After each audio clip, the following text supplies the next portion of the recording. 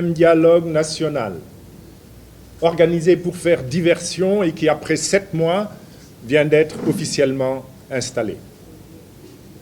La grande qualité de quelques-uns des animateurs de ce dialogue ne contredira pas le vrai dessein de son initiateur, devenu spécialiste dans le gâchis de compétences, et je pense notamment au président Mokhtar Mbow de la CNRI ou à feu Jacques Diouf, l'ancien directeur général de la FAO.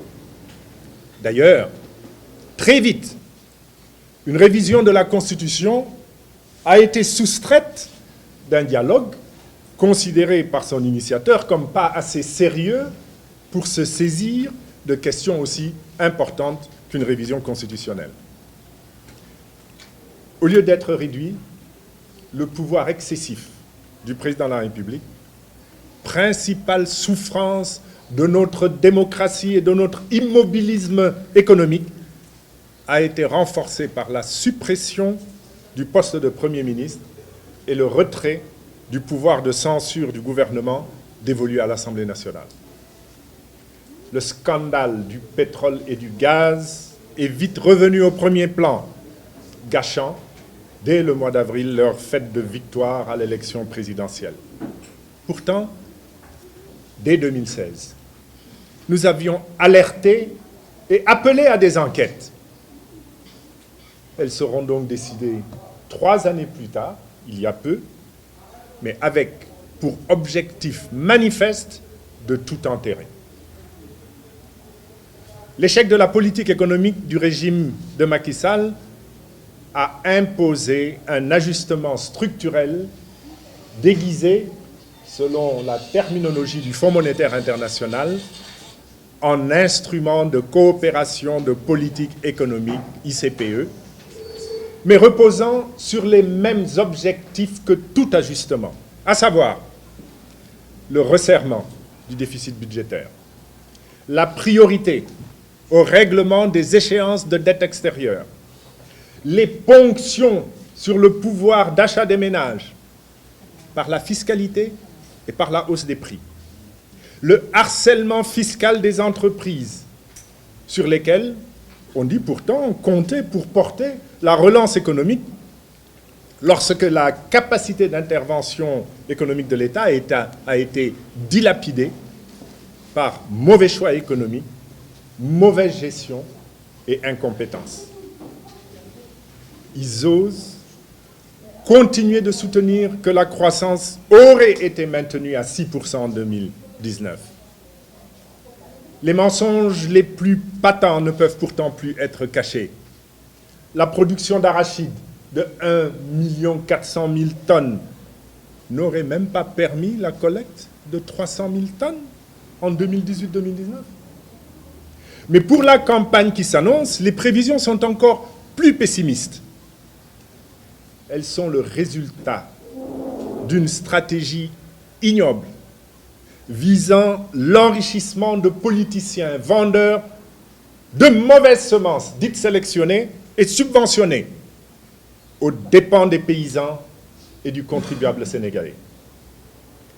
J'avais qualifié cette attitude scélérate de financement du sous-développement.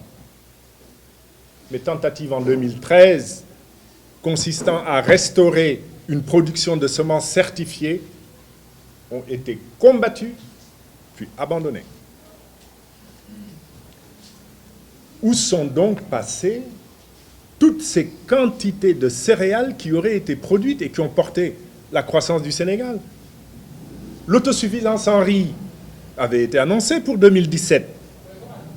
Nous avions récusé cette assertion. Et le président avait ensuite corrigé pour annoncer son report d'1 an, en 2018. On n'en parle désormais plus, alors que 2019 s'achève. Et de nouveau, malheureusement, l'insécurité alimentaire affectera près d'1 million de personnes au Sénégal.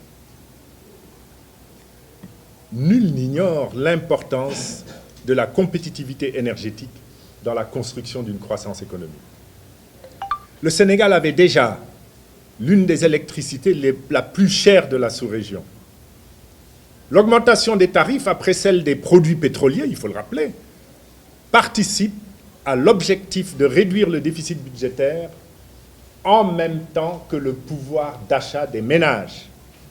Rien ne la justifie qui ne relèverait d'une compétitivité insuffisante de la Sénélec d'une part et de sa gestion dépendant d'impératifs politiciens d'autre part.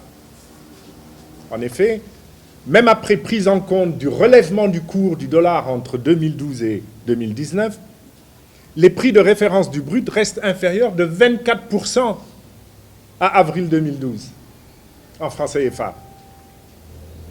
Le régime a en outre choisi de faire supporter aux consommateurs leurs erreurs de planification et de gestion qui n'ont pas permis la mise en place d'un mix énergétique compétitif.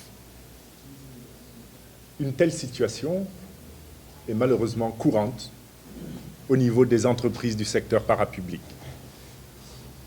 où des résultats électoraux sont demandés à des dirigeants militants plutôt que des performances profitant aux usagers et aux populations. Les Sénégalais doivent le savoir. Il n'y a d'autre chemin possible que d'ajustement structurel pour une économie non dynamique lorsque le déficit des paiements extérieurs s'aggrave en même temps que celui budgétaire, conséquence de mauvaises options économiques et d'une gabegie innommable.